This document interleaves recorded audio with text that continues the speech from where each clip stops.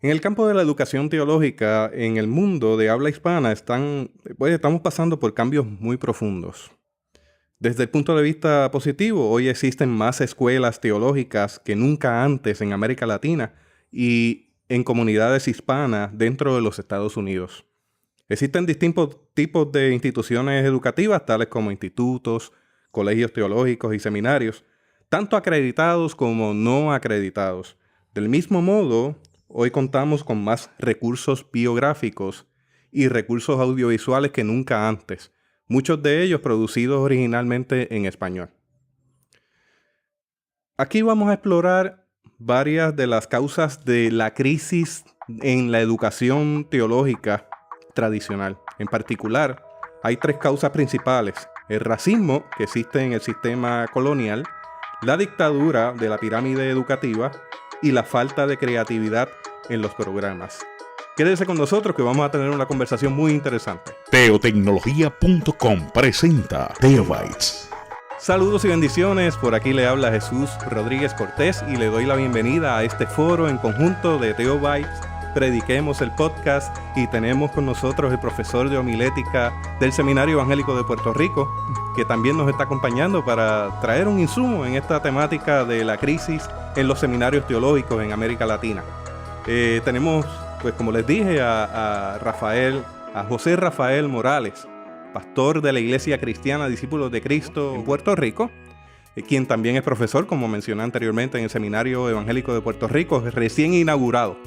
Y el semestre pasado tuve el privilegio de tomar una clase con él, fue muy buena. Así que gracias, Rafael, por ese espacio importante en mi vida, porque tú has venido a formar parte de las 4 personas que han influenciado en mi manera de predicar. Una es el doctor Pablo Jiménez, que está aquí a mi lado. El doctor Francisco Javier Goitía ha influenciado. La doctora Ibeliz Valentín ha tenido también influencias en la parte posmoderna del aspecto de la proclamación. Y por supuesto tú. Así que gracias por eso. Y es un privilegio que estés aquí conmigo, tomando café en la mesa de nuestra casa, haciendo una transmisión simultánea para YouTube, para Facebook, para Prediquemos, para Teobytes. Estamos haciendo esfuerzos en trabajar esta temática con mucha seriedad, con el mayor respeto del mundo, pero que es muy conveniente y muy pertinente en el tiempo que estamos viviendo. El doctor Pablo Jiménez no necesita presentación. Yo creo que él tiene el récord de más podcasts grabados. No solamente para Teobytes, sino en términos generales. Su canal en YouTube tiene unos números impresionantes que inclusive cadenas oficiales no los tienen.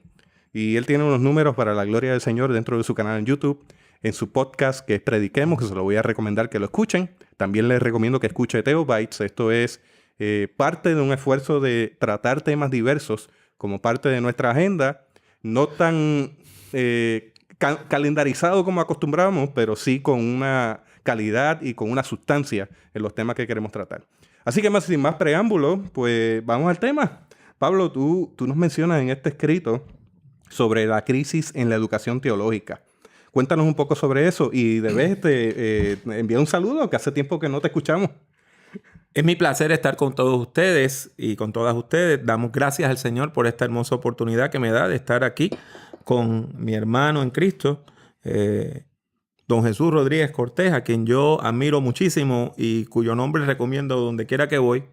Y con nuestro hermano José Rafael Morales. Rafi es una persona a quien yo admiro y le doy gracias a Dios por su vida todos los días.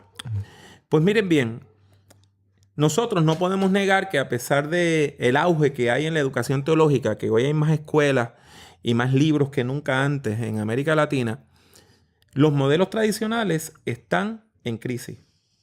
Hace 50, 60 años el modelo era que un chico se graduaba de escuela superior o de universidad e iba a un seminario en una gran capital.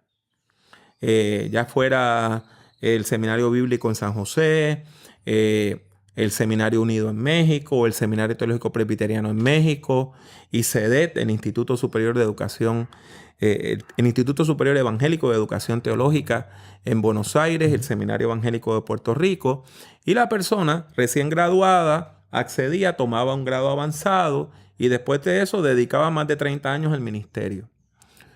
Hoy ese modelo está en crisis al punto que ICEDET cerró. O sea, estamos hablando de el seminario de más producción teológica en el Cono Sur, un seminario que produjo grandes doctores en teología, doctoras en teología, y ese seminario cerró. Ese seminario se estableció a la par del seminario evangélico, porque ambos fueron creados en respuesta a la reunión misionera del 1914 en Panamá, al Concilio de Panamá. Por lo tanto, el seminario evangélico también se está acercando a los 100 años, pero el seminario evangélico de Puerto Rico también está enfrentando tiempos difíciles. Hoy, la mayor parte de los estudiantes, cuando uno los recluta para un programa, la primera pregunta que le hacen es que si me tengo que mudar allá, si es presencial o si es virtual, o si lo puedo tomar a distancia. Por lo tanto, el modelo tradicional está en crisis. Al mismo tiempo, los programas no acreditados de diplomado, institutos, muchos de iglesias independientes o iglesias pentecostales, tienen centenares o miles de estudiantes. Entonces, la gran pregunta es, ¿por qué nosotros vemos que las grandes instituciones están en crisis mientras todas estas otras instituciones emergentes están surgiendo? Entonces, reflexionando sobre estos asuntos, me atreví a empezar a escribir algunas notitas y quiero sugerir 3 causas. Una, el racismo institucional que está inherente a nuestro sistema. Y si quieres puedo elaborar un poquito. Me gustaría que lo elaboraras porque de primera intención suena fuerte. Sí. Pero eso está amarrado de alguna forma al Estado colonial. Claro. Que conlleva ese diálogo. Entonces, debemos hablar de las otras 2 razones que son la pirámide educativa y el problema de la creatividad. Pero vamos a comenzar con que es como se dice en francés, la pièce de résistance, ¿verdad? Es el gran problema del racismo institucional. Nosotros en América Latina nacimos como países en el Renacimiento, ¿verdad? Cuando hay un acto de violencia. Vienen grupos europeos y conquistan violentamente América Latina. Y del mismo modo el Caribe, América del Norte. Los primeros religiosos que llegan, todos estudiaron en Europa. Aquí no habían seminarios. Tanto católicos como protestantes llegan habiendo estudiado teología y habiendo sido ordenados en Europa. Y ese es el caso por las primeras décadas, los primeros 100 años de los programas educativos de teología en América Latina. En el campo protestante, en Sudamérica, se da un fenómeno bien interesante que ha sido muy bien estudiado en Europa, en Argentina. Y se llaman las iglesias del trasplante. Las iglesias del trasplante fueron iglesias trasplantadas porque, por ejemplo, venía un grupo de 3 o 4 mil alemanes que eran luteranos. Y entonces cuando venían, la corona española les permitía ubicarse en un sector y les permitía tener su propia iglesia. Su propio culto, como le decían en aquel momento. Y entonces nada más podían ir a esa iglesia gente que fueran de esa etnia, de ese grupo étnico, gente que se casaran, se añadieran a las familias por matrimonio, o personas que eran empleados de confianza. Por ejemplo, si alguien tenía una hacienda, pues el mayoral, el capataz, ¿verdad? Esto pues se dio en Argentina, en Chile, se dio aún en Venezuela, donde hay lugares donde usted va y de momento usted parece que está en Europa. En ese sentido, esos pastores eran todos varones, ¿verdad? Venían de Europa. Y si el pastor que estaba acá volvía al país de origen o moría, se mandaba a buscar otro de Europa. Entonces no había educación teológica. En el campo católico se empiezan a hacer seminarios en América Latina. Todavía habían sacerdotes que de América Latina iban a estudiar a España o a Roma. Pero los seminarios que surgen católicos en América Latina reciben su acreditación de Roma. Y eso explica por qué en un país como Puerto Rico todavía el Consejo de Educación Superior no acredita grados académicos de educación ministerial. Tú puedes estudiar una maestría en artes en religión, pero si es una maestría en divinidad o un grado que te prepara para pastorear, ese no se puede acreditar. En México es lo mismo. De hecho, en México las leyes son todavía más draconianas. Por lo tanto, tenemos este problema de que por los primeros siglos en América Latina, la educación teológica depende completamente de Europa. ¿Qué pasa? Un poquito más allá, tenemos los grandes concilios ecuménicos, por ejemplo, como Edimburgo y otros, donde se empieza a hablar de la evangelización del mundo. Y cuando esos concilios empiezan a hablar y dicen América Latina, dicen no, América Latina no, porque América Latina es un continente cristiano, porque fue evangelizado por los católicos. Así que el foco de ellos está en África, Asia y Oceanía. Por lo tanto, las grandes agencias misioneras, las denominaciones tradicionales, no mandan misioneros a América Latina. ¿Quiénes mandan misioneros a América Latina? Grupos conservadores, laicos, que levantaban dinero de manera privada, que la historia los conoce como gente, o sea, conoce esos movimientos como las misiones de fe. Por ejemplo, como la misión latinoamericana. La misión latinoamericana eran prácticamente presbiterianos todos, pero como la iglesia presbiteriana se niega a enviar misioneros, pues los envía esta organización laica. ¿Cómo se llaman las iglesias que establecen? No se llaman iglesias presbiterianas de Costa Rica, se llaman iglesias bíblicas. Y hacen las iglesias bíblicas, el seminario bíblico, la clínica bíblica que todavía existe, y ahora el seminario bíblico se convirtió en la universidad bíblica. Todo eso como un movimiento a la par de las estructuras denominacionales. ¿Qué pasa? Esos ministros que vienen, esos misioneros que vienen, son ultraconservadores. Son de los que creen que el catolicismo no es cristiano. En los cursos de América Latina, en los seminarios, en el currículo habían cursos de romanismo, donde te enseñaban los errores doctrinales de la Iglesia Católica, cómo refutarlos. Aquí en América Latina, aquí en Puerto Rico, experimentamos que muchos de esos misioneros, que eran gente muy buena y muy paternalistas, eran muy racistas. Esa es la palabra. Paternalista. Entonces, hay un artículo que escribió Carlos F. Cardoso Orlandi que se llama Nos llamaron mulatos fiesteros pero redimibles, que él explora comentarios que él encontró de misioneros hablando en contra de los puertorriqueños, diciendo, por más que traten, no pueden librarse de los problemas que trae el tener herencia africana. Y precisamente ahí yo veo una de las dificultades en este proceso de evangelizar, porque era una batalla contra la cultura. Era anticultura. O sea, ahí era imponer otra forma de vida sin tener un diálogo de fe con esa cultura. Eso trae dificultades que hoy mismo estamos teniendo en nuestras iglesias. Cuando hay una diferencia en argumentos, yo tengo que conquistarte a ti. Y me voy a las armas. No literalmente, pero sí, la gente tiende a tomar esta actitud de yo voy a imponer el punto de una forma colonial. O sea, que lo tenemos inherentes al ADN de la iglesia. Claro. Entonces, para terminar este punto del racismo y que puedan comentar un poquito mejor, yo tengo 57 años. Yo entré al seminario evangélico en 1981. Que cuando uno lo mira, no es hace tanto tiempo, ¿verdad?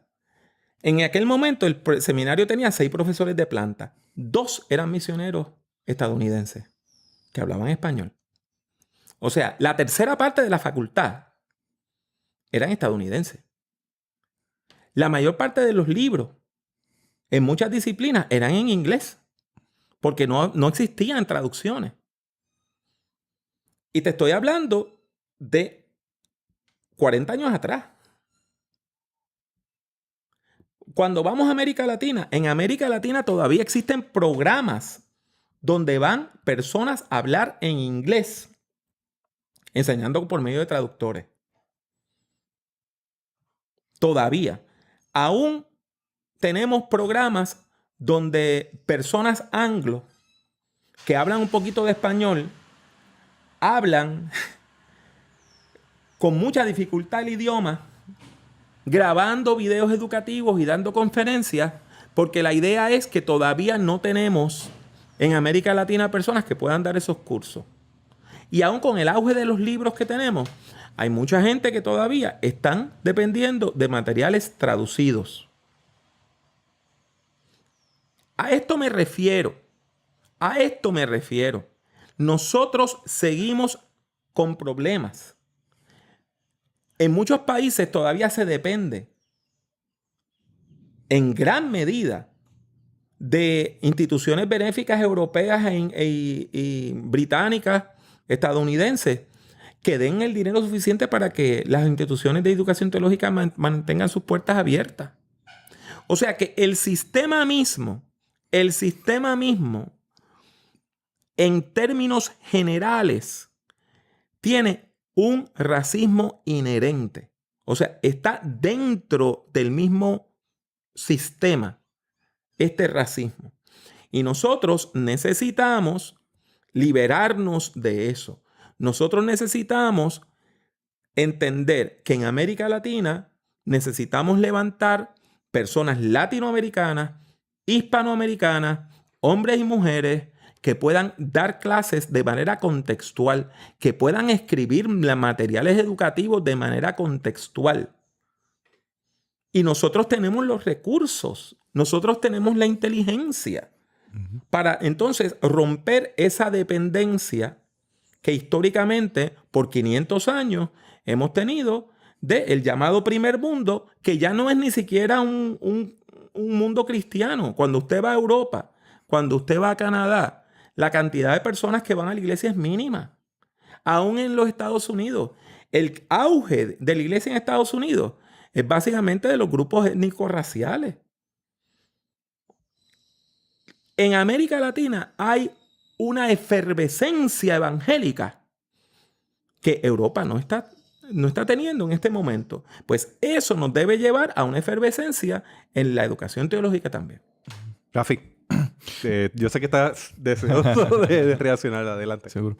Pablo, cuando te escucho, inevitablemente me lleva a una obra que escribiste con Justo González, Manual de Homilética Hispana. Y ahí hay un capítulo que, si no mal recuerdo, tú intentas hacer un esbozo histórico de la predicación en América Latina. Escucharte me lleva a esa lectura, porque ahí tú haces un intento de prácticamente plantear tres posibles etapas de la historia, ¿no? Y la primera de ellas, creo que la llamas enculturación, la segunda transculturación y contextualización. Y escucharte me lleva una vez más a esa lectura donde quizás haces un señalamiento paralelo a lo que estás mencionando ahora mismo, ¿no? Sobre cómo esa primera etapa de la historia de la predicación y de la homilética era precisamente trasladar, ¿verdad? Toda esa visión de mundo, todo ese conocimiento anglo-europeo al contexto entonces hispano, latino o caribeño, ¿no? Así que me lleva un poco, ¿no? a esa lectura. Lo que me llama la atención es cómo aún hoy, en el siglo XXI, entonces vuelves a levantar, como decimos coloquialmente, vuelves a levantar la bandera, donde la expectativa es que tengamos ya una educación que sea contextual, una educación que muy bien se puede hacer con los recursos, con los dones, los talentos, la dignidad de los latinoamericanos y los caribeños y los hispanos para con los hispanos. Es interesante cómo tantos años después, entonces todavía seguimos teniendo un reto y un desafío en ese sentido. Cómo todavía estamos trabajando, por así llamarlo, con lo enlatado, con lo que viene de otros contextos que quizás no responden en primera instancia a la realidad, a la cosmovisión, a la visión de mundo, ¿verdad? De los pueblos. Así que me llama la atención cómo tantos años después todavía seguimos teniendo este desafío, y me hace entonces sentido cómo quizás veamos un estancamiento, y es que no hemos necesariamente, no se ha respondido, ¿no?, a ese desafío. Bueno, ha habido una respuesta muy bonita de parte de instituciones como la Asociación para la Educación Teológica Hispana.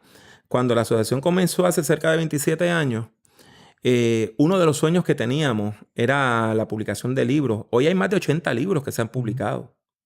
Hoy nosotros podemos tener un currículo mucho más completo. En español, por ejemplo, tómate el tema de la ética cristiana. Cuando yo estudio ética cristiana, yo estudio con el libro de Gustafson, que era el gran erudito luterano, eticista, que era, ¿verdad?, como la norma. Pero déjame decirte, el libro de Ismael García, Claro. de Introducción a la Ética, que en inglés se llama Dignidad, en la versión inglesa, ese libro es excelente.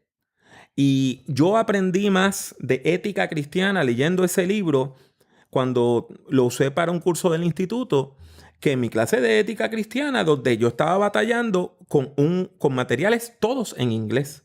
Y yo leía bien el inglés. Pero el problema no es tú leer el inglés, es tú conocer la cultura.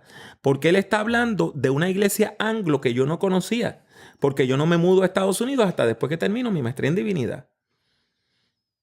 Por lo tanto, hoy nosotros tenemos mejores recursos. Tenemos mejores libros.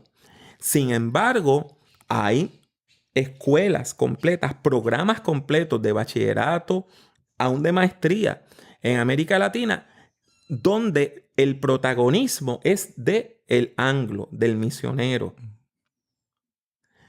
Y esto es una batalla porque el problema es que nosotros, los colonizados, tendemos a internalizar la colonización. Eso es así. Ayer yo estaba hablando con un obispo de una denominación pentecostal en Sudáfrica. Le estábamos hablando por Zoom. Y estamos en proceso de desarrollar un programa de educación teológica para ellos. Y ese hombre comenzó a alabar al Señor cuando yo le dije que mi meta es que todos los profesores y profesoras del programa sean africanos. Entonces, fíjate, yo mismo tardo 1 año y medio en darme cuenta que necesitamos esto. Que yo necesito tratar al grupo de África con el mismo respeto que yo exijo para los grupos nuestros. Porque si yo, como decano de un programa, de un seminario estadounidense, decano para el programa hispano, exijo que los profesores que van a dar y profesoras que van a dar clase en español sean hispanoamericanos, pues ¿por qué le voy a imponer gente que no son africanos el grupo de África? Nosotros tenemos que liberarnos, para usar una palabra de domingo, de los atavismos del pasado. Y tenemos que darnos cuenta que nosotros nacimos colonizados, que nuestras iglesias nacieron colonizadas y que todo el tiempo tenemos que estar revisando que ese germen de la colonización no nos mate la iglesia. Precisamente por eso mencionaba que lo llevamos en el ADN. Y a veces de forma inconsciente lo replicamos. Te hablo de mi caso. Yo me dedico mucho a hacer transferencia de tecnología. Pues yo puedo asumir una posición paternalista con respecto a eso. Porque está en mi ADN. O sea, que todo tiene que correr porque yo estoy. Si yo no estoy, no corre. Y precisamente ese es el problema. Y tú lo estás planteando en el diálogo tuyo a nivel de los africanos. O sea, ¿cómo yo puedo transferir, pero hacer algo que sea perpetuo, que siga corriendo en sí mismo el día que yo no esté? Entonces, esa debe ser nuestra actitud. ¿Cómo yo parto desde donde está la persona, no desde el lugar en donde yo estoy? Porque esa es otra cosa que también tendemos a pecar.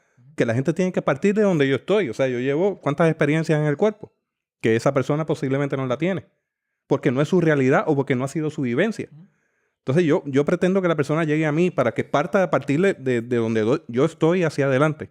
Eso es parte de ese problema colonial. Y la pregunta tiene que ser cómo yo parto desde donde está la persona. Claro. Y cómo yo puedo hacer que el día que yo no esté, eso siga funcionando. Eso es crucial. Entonces, vamos a la segunda causa, Muy porque bien. podemos seguir hablando de la primera. Aquí vamos ya para hora y media. No, y la segunda causa es la pirámide educativa.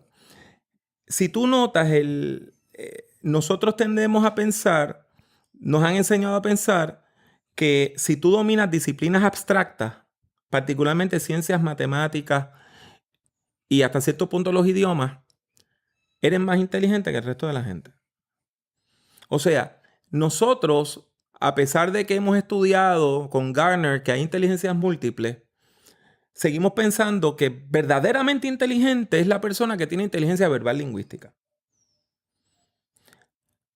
Tú ves a un gran deportista, por ejemplo, estos que estuvieron ahora en el Mundial de Fútbol, y no te das cuenta que esas personas tienen una inteligencia, son genios, pero su inteligencia es kinestética.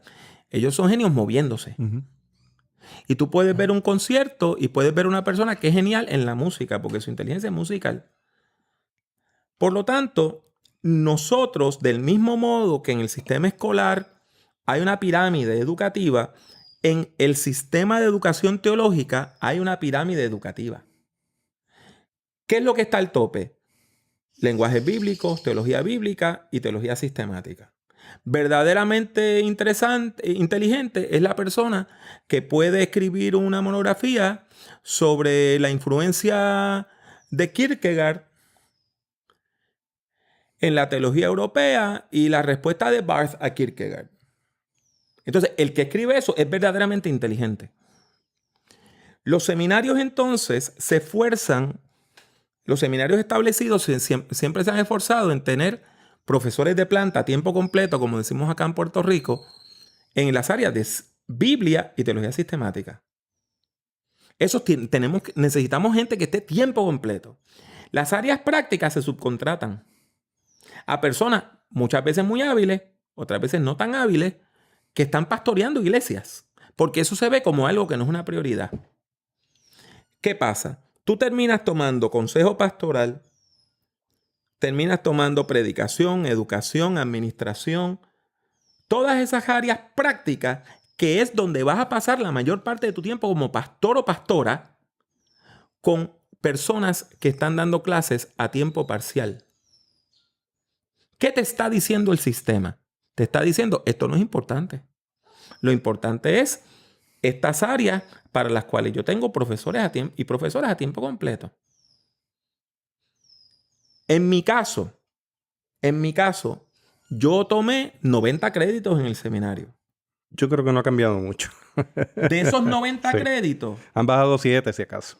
Yo nada más tuve 6 clases prácticas. 6 clases de teología práctica. De las 30 clases, 6. De esas 6 clases, solamente una con una persona que enseñaba a tiempo completo, que era el profesor Daniel Esquipani. Todas las otras clases que yo tomé en el área práctica fueron con personas que daban clase a tiempo parcial. Cuando yo me gradúo del seminario, yo me doy cuenta que yo no sé nada de predicación, no sé nada de teoría de la predicación.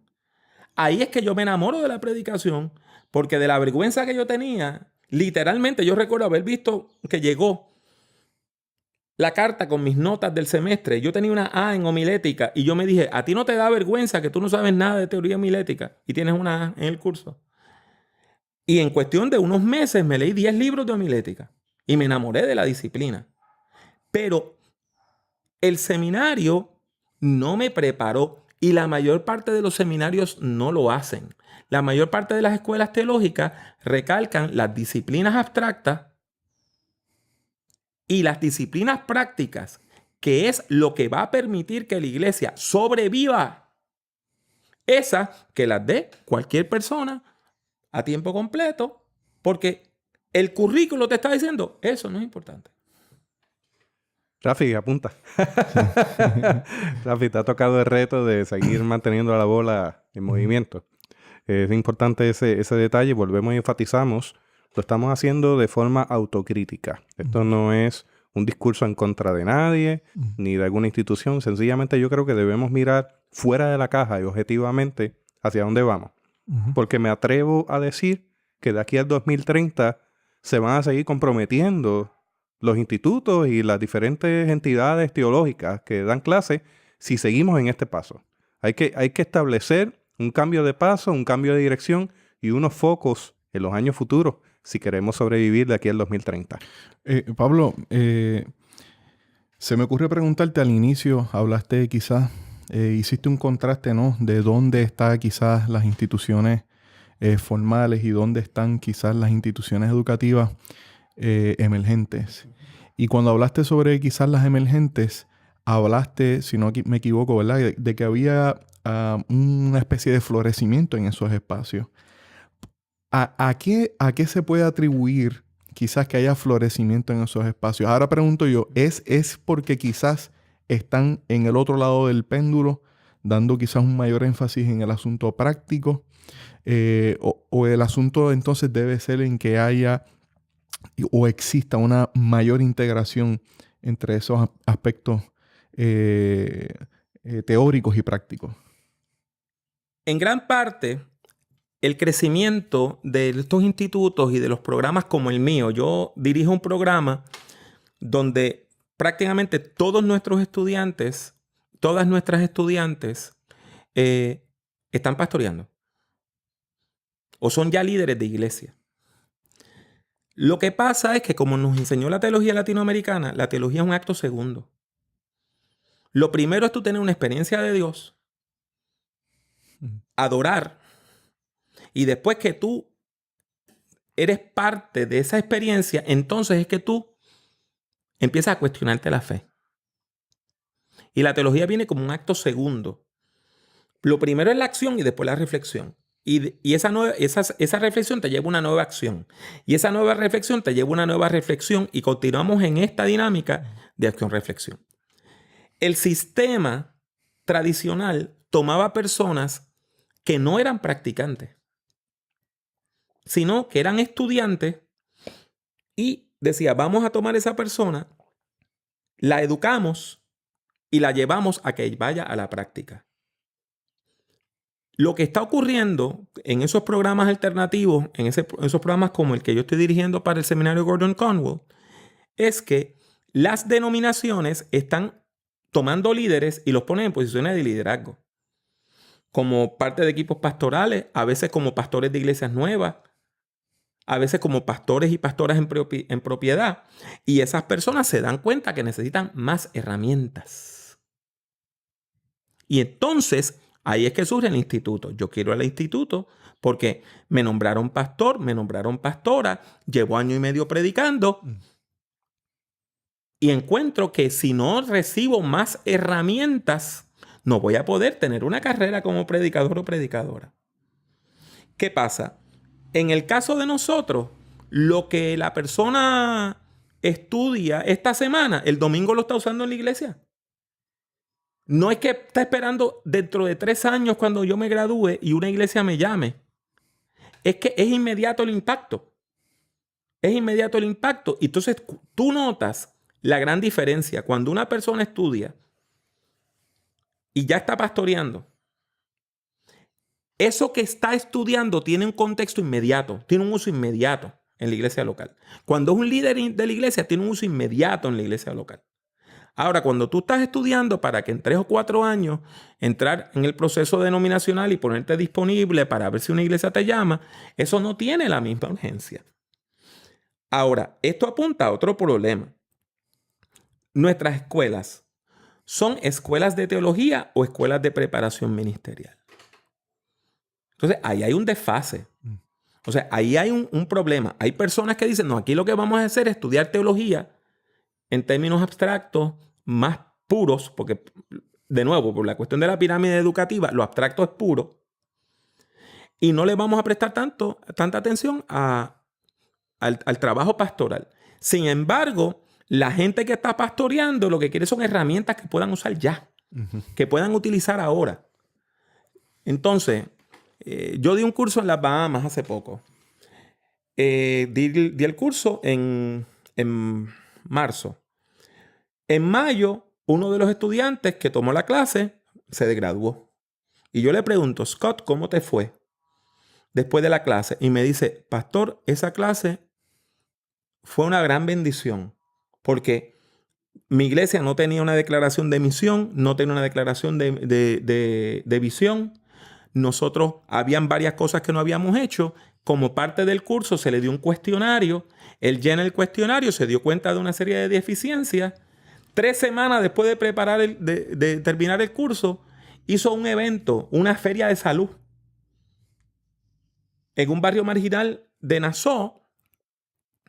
Llevó música, payasos, gente que daban masajes, personas que estaban haciendo clínicas de hipertensión, de azúcar, etc.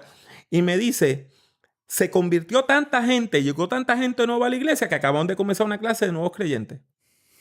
O sea, ese es el impacto que tiene este tipo de educación, donde tú lo que recibes lo pones en práctica inmediatamente. Ahora, para algunas personas, lo que yo estoy haciendo con Scott no es teología, porque es preparación ministerial. Para ellos teología es el tu poder disertar, ¿verdad?, sobre los aspectos más abstractos de la teología. Y eso es importante, eso tiene su lugar. Sin embargo, si nosotros queremos iglesias que sobrevivan, necesitamos gente que tenga las capacidades ministeriales para llevar a cabo las tareas que la iglesia necesita para sobrevivir. Tú tienes otros aspectos ahí a considerar, y ya es el área que me compete. Y es que todavía seguimos en el modelo donde tiene que ser presencial y la gente tiene que llegar a donde yo estoy. Y las escuelas y los seminarios nuevos, institutos nuevos, están implantando técnicas, sistemas celulares, donde la facultad se moviliza a donde está la gente que tiene necesidad, en vez de traer la gente acá. Y lo otro es que también están implantando tecnologías que le permiten cubrir más espacios que no serían posibles sin esa tecnología. Me explico. Acá en el sistema donde yo estoy, porque yo estoy culminando mi maestría en divinidad, todavía existe el modelo, que yo estoy trabajando con eso, porque me toca la responsabilidad de llevar no solamente el seminario, también el Instituto Bíblico Juan Figueroa Umpierre a nivel de la Iglesia Central, a ese punto donde podamos de alguna manera virtual incluir gente que bajo circunstancias normales nunca van a poder llegar a donde yo estoy por la distancia, porque no tienen recursos, por los horarios, que también estamos empeñados en unos horarios que no son, no son agradables ni se amoldan a la realidad de la pastoral ni la distancia que eso supone también. Así que queremos traerlo de largas distancias, que estén aquí, que estén hasta altas horas de la noche, regresen y tengan una reflexión mientras están en la praxis. Entonces, ¿cómo podemos responder a la necesidad de la pastoral y también de los líderes que se acercan a nuestros institutos y seminarios de una forma que puedan seguir estudiando, pero de más flexible, más elástico, sin abandonar los rudimentos? Pero cuando digo flexible y elástico, es que puedan estar en los lugares donde estén, sea su iglesia, sea su casa, sea que está de viaje en un hotel, sea que está en otro país, pueda responder a esa itinerancia, no solamente de forma sincrónica, de forma asincrónica. Y que eso supone también un reto a las instituciones ya de centenarias. ¿Por qué? No se visualiza. Y si se visualiza, el movimiento es lento. Las instituciones noveles inmediatamente brincan en eso porque están comenzando de cero. En una institución centenaria es bien difícil moverlo. Y se lo digo yo por experiencia propia. Pero vamos para allá porque, vuelvo, insisto, si no tenemos esa visión ya de camino al 2030, estoy hablando de que lo que vayamos a hacer, tenemos que mirar allá. Porque eso es otro detalle, que el cambio generacional de la pastoral que visitaba nuestras entidades teológicas, que vivían allí, que hacían comunidad allí, a gente que está desplazada por donde quiera y que viaja a largas distancias, son dos mundos distintos.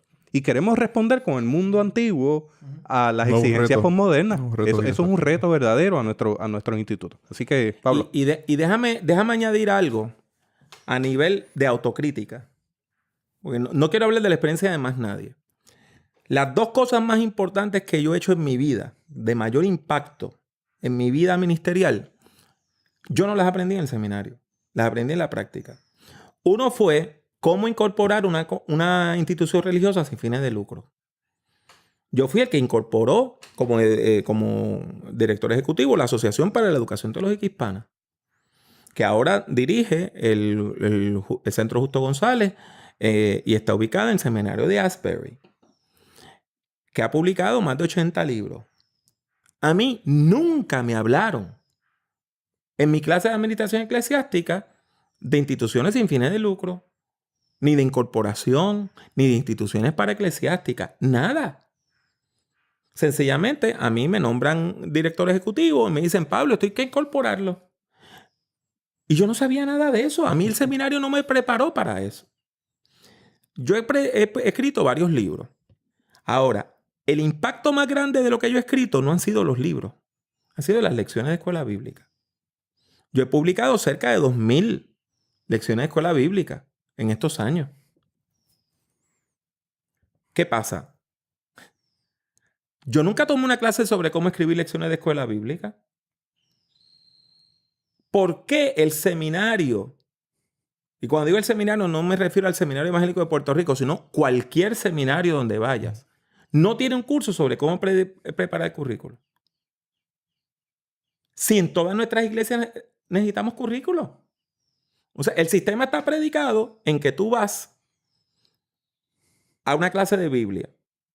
Tú vas a usar la Biblia si vas a estar en el pastorado para preparar estudios bíblicos y sermones. ¿Cuáles son las tareas que te piden? Hacer una monografía académica, como si fuera un comentario bíblico. Algunos de nosotros hemos publicado comentarios bíblicos, pero la inmensa mayoría de los pastores no. Ahora, todos los pastores y pastoras predican y hacen estudios bíblicos. Pues, ¿por qué en la clase de Antiguo Testamento no le pedimos que hagan una serie de sermones o una serie de estudios bíblicos? ¿Por qué le tenemos que pedir que hagan una monografía académica? Porque eso está de acuerdo a la pirámide educativa. Y lo otro se ve como algo sencillo. Un sermón lo hace cualquiera. Sin embargo, lo que te va a dar longevidad en la iglesia, en el ministerio, es precisamente tu habilidad para predicar y para enseñar. Si nosotros aprendemos a escribir nuestro propio currículo, no tenemos que todos los años estar buscando en el internet o en la librería qué vamos a usar para la escuela bíblica de vacaciones, porque entonces tú lo puedes escribir. Y seguimos con los enlatados, ese paternalismo, ¿no? También, como parte de ese ejercicio de herramientas, para este tiempo que estamos viviendo, hace falta enfocar en literacia tecnológica, conocer cómo autopublicar, conocer cómo manejar medios, ya sean audio, en vídeo, cómo funciona mejor, en qué momento funciona mejor, a qué va dirigido, cómo contar historias. Todo eso debe ser parte también del paquete, porque es pertinente al tiempo que estamos viviendo. Y eso me lleva al tercer punto de mi escrito, y es que lo que nos está matando es la falta de creatividad. Necesitamos ser creativos. Por ejemplo, el caso de Theobites. Theobites ha sido sumamente creativo. Y en un momento de crisis en Puerto Rico, como la que ocasionó el huracán María, muchos estudiantes recibieron sus clases del seminario evangélico por medio de Theobites. Sí. Porque ellos no podían acceder al seminario, no tenían gasolina para sus autos, no tenían electricidad en sus casas, no habían semáforos que estuvieran funcionando en las calles. Y Jesús Rodríguez Cortés grabó las conferencias de los profesores y las colocó en el internet. Eso es creatividad. Entonces nosotros necesitamos en la iglesia fomentar la creatividad. Porque el sistema educativo tradicional castiga la creatividad. Si tú vas demasiado rápido, tú eres un estudiante aprovechado, tú te tienes que sentar a esperar que el resto del grupo te alcance. Si tú no vas al mismo ritmo, pues tú eres un estudiante rezagado. Porque está esta idea tonta de que todo el mundo tiene que estar al mismo tiempo en el mismo nivel. Porque hay gente que entiende que uniformidad es unidad y son dos cosas distintas. Nosotros como discípulos de Cristo, que somos los tres, afirmamos que la unidad existe en la diversidad, no en la uniformidad. Nosotros no tenemos ni que pensar iguales, ni que vestir iguales, ni que hablar iguales para estar unidos. Entonces, es importante que nosotros le demos rienda suelta a la creatividad. Y te voy a dar un último puntito para que todos ustedes puedan reaccionar. Cuando yo entré al seminario evangélico, yo tomé una clase de 3 semanas de investigaciones. El profesor, que fue excelente, dijo algo que yo nunca le compré y que yo nunca le obedecí y que yo nunca lo seguí. Él dijo, si usted tiene una idea original y esa idea original usted no encuentra ningún erudito o erudita que la apoye, no la puede escribir en su monografía. Porque usted no es una persona experta. Todavía ese discurso se escucha. Pues ¿sabe qué? Hace tiempo. La creatividad, Ken Robinson, un educador británico, la define como la habilidad de tener ideas originales que tengan valor. Y yo escuché al profesor, lo respeto muchísimo, lo amo profundamente y le dije, yo nunca voy a seguir lo que usted me está diciendo. Porque yo no voy a abdicar mi creatividad de decir, yo tengo esta idea, pero no la puedo publicar porque nadie más la ha dicho. Al contrario, precisamente porque nadie más la ha dicho es que tengo que publicarla. En ese sentido, nosotros necesitamos un sistema que premie la creatividad. Premie la creatividad. Cuando yo estaba en el seminario, yo presenté una monografía para 2 clases. Aquí pidieron una monografía de 15, allá pidieron una monografía de 15. Una era tradiciones apocalípticas, la otra era la exégesis de Hebreos, y yo escribí una monografía de 30 páginas para las 2 clases. Eventualmente yo escribí un comentario de los Hebreos. En ese sentido, gracias a Dios, el profesor Eaton y el profesor Samuel Pagan, que te voy a decir, es la persona que mayor impacto ha tenido en mi estilo de enseñar. Ellos me permitieron ser creativo. Otro profesor hubiese dicho, no lo puedes hacer porque esto es lo que dice el currículo y esta es la rúbrica y no te puedes salir porque si tú te sales de la rúbrica, entonces tenemos que dejar que todo el mundo haga lo que le dé la gana. Entonces matamos la creatividad. Nosotros como iglesia tenemos que ser creativos porque Dios es creativo. Si creemos en el Dios creador que nos ha creado a su imagen y semejanza, Dios nos ha dado la capacidad de ser creativos. Pues vamos a usar toda esa creatividad en la educación teológica en el nombre del Señor. Desde el punto de vista teológico, somos entes co-creadores. Junto con esa creación de Dios. Podemos seguir creando. Usted quizás se sienta abrumado. Porque dice, ¿por dónde empiezo? Pues sencillamente desde el punto de vista ya más gerencial. 1.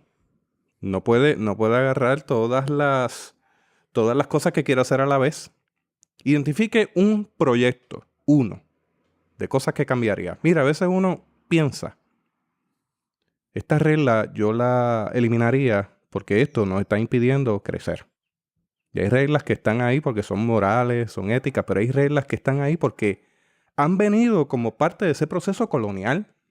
¿Y cómo nos deshacemos de las reglas tontas que no nos permiten avanzar? 1. Usted identifique, póngale nombre. 2. ¿Cómo yo parto desde donde está la gente? Porque uno de los errores que cometemos continuamente es que nos quedamos en modelos antiguos y queremos que la gente parta de ese modelo o que parta de lo que yo sé, de lo que yo conozco. Y quizás el acercamiento puede ser cómo yo me acerco a la persona, partiendo desde donde está la gente.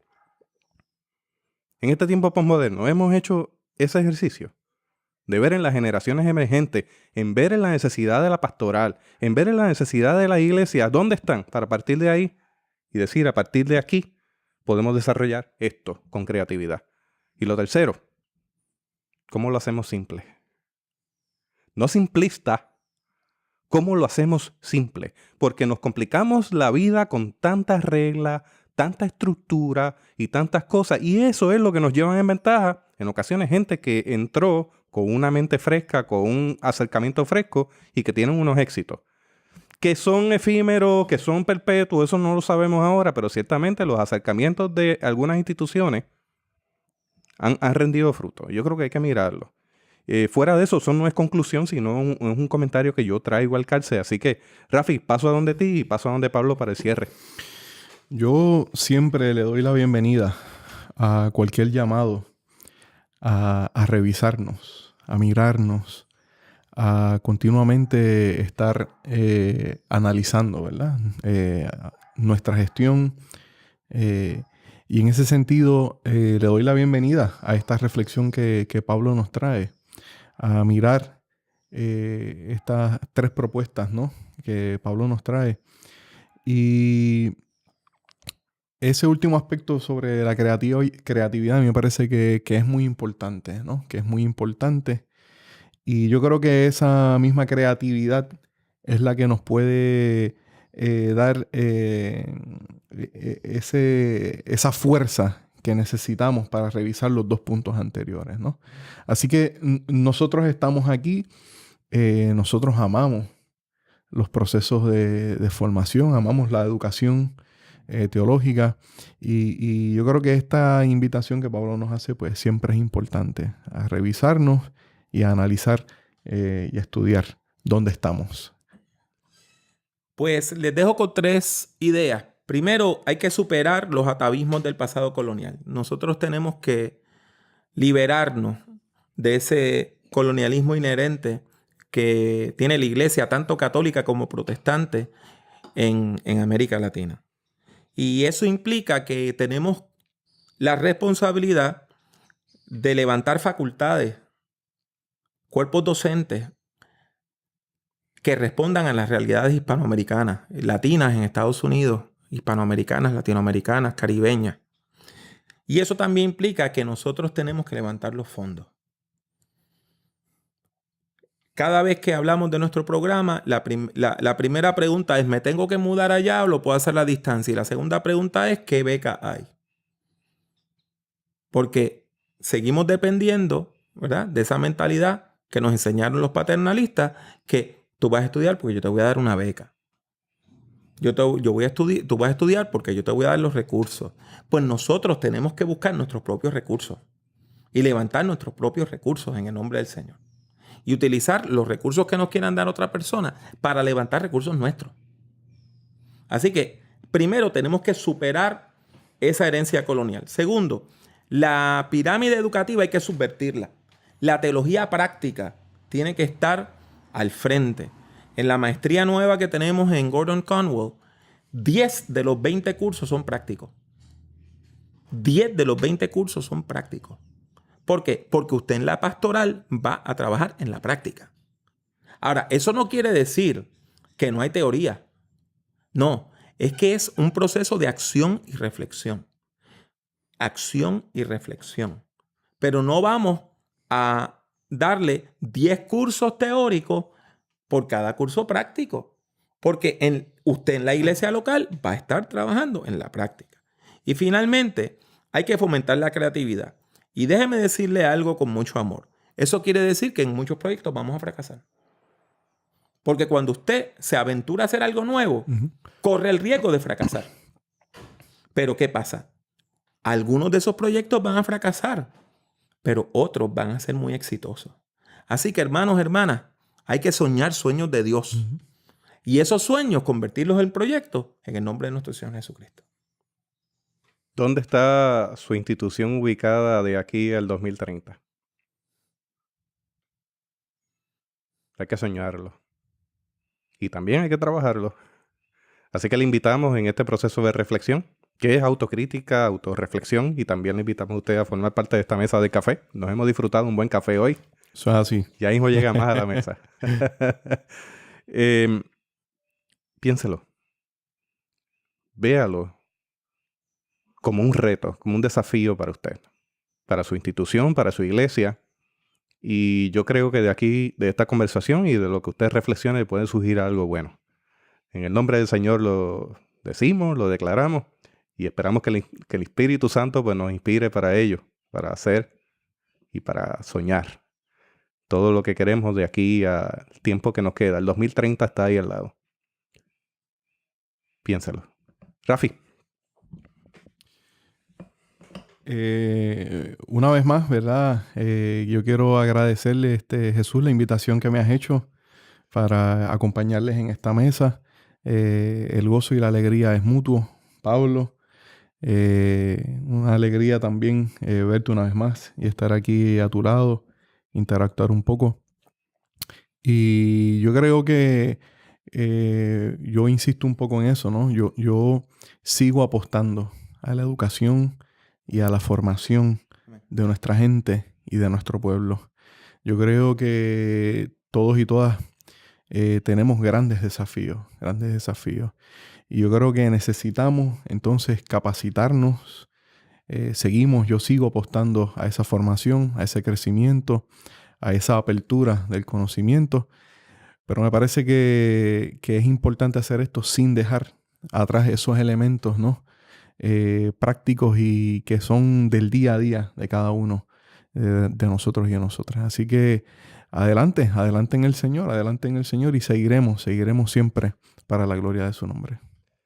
Le invito a visitar el podcast de Pablo. Lo puede encontrar en todas las plataformas disponibles de audio. Se llama Prediquemos. Búsquelo en iTunes, en Spotify, en las diferentes plataformas, incluso en YouTube. Y va a ser de gran bendición a su vida, porque él ahí está lanzando punteros homiléticos y también temas muy relevantes para la iglesia actual. El último que publicó se llama ¿Por qué se mueren las iglesias? Así que si usted quiere tener un autoanálisis de cómo está su iglesia, visítelo y dése la oportunidad de escucharlo. Puede encontrar algo que va a ser muy útil para su vida. También le invito a compartir este episodio de Theobites. Lo va a encontrar en theobites.com y allí tiene todos los enlaces disponibles para las diferentes plataformas. Simultáneamente, este audio también va a estar publicado en video. Es uno de los esfuerzos que estoy tratando de llevar a cabo como parte del engranaje de este podcast y de seguir trayendo temas relevantes. Pablo, una palabra de despedida y nos vamos. Sencillamente dándole las gracias a todas las personas que nos van a escuchar por prediquemos.com, pero también todas las personas que nos van a escuchar por Theobites. Esto es un esfuerzo conjunto y en el nombre de Jesús vamos a seguir siendo creativos para la gloria de Dios. Que Dios les bendiga abundantemente y nos veremos más adelante.